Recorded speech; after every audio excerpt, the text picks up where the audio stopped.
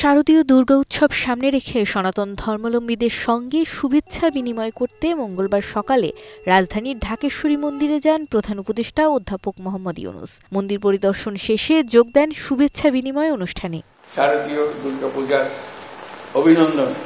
এ সময় প্রধান উপদেষ্টা বলেন, বাংলাদেশের প্রতিটি নাগরিক সমান মর্যাদার অধিকারী। জানান, রাষ্ট্র কোনো ধর্মকে আলাদা করে দেখতে পারবে না।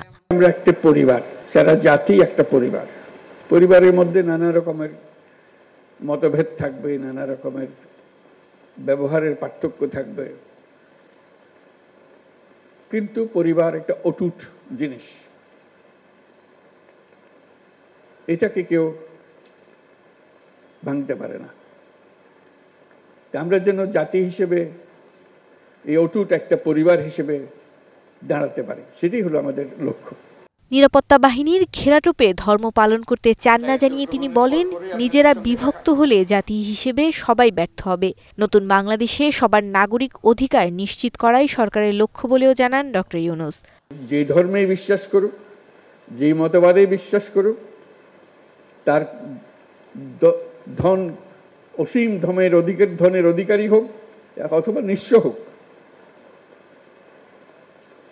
রাষ্ট্রের কাছে সে একজন নাগরিক। আমরা বারে বারে লাঞ্ছিত হই, অপমানিত হই, আমরা নানা রকমের বৈষম্যের শিকার হই, যেহেতু ওই অধিকারের প্রতি আমাদের নজর নাই বা হতাশ হয়ে গেছি। অধিকারের কথা আর মুখে আসে না, এখন আসতে হবে। আমরা যে নতুন বাংলাদেশের কথা বলছি, তার মধ্যে এটা সবচেয়ে গুরুত্বপূর্ণ বিষয়, যে সবাইকে সব নাগরিক অধিকার নিশ্চিত করা। আরেকটা কথা বলেছিলাম, এখানে উল্লেখ হয়েছে যে আমরা নিরাপত্তা বাহিনীর বেষ্টনের মধ্যে আমাদের ধর্ম পালন করতে চাই না। আমরা নাগরিক হিসেবে মুক্তভাবে যার যার ধর্ম পালন করতে চাই। দুর্গাপূজা ঘিরে যেন কোনো ধরনের ষড়যন্ত্রের সুযোগ তৈরি না হয়, সেজন্য সবাইকে সজাগ থাকার আহ্বান জানান প্রধান উপদেষ্টা। সবাই যার যার শক্তি নিয়ে ঐক্যবদ্ধ হলে আমরা সব অশুভ শক্তিকে পরাজিত করতে পারব। কারো সাধ্য নেই এর থেকে আমাদেরকে বঞ্চিত করে।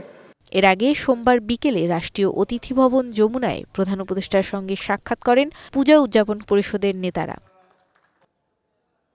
মৌমিতা মৌ, স্টার নিউজ, ঢাকা।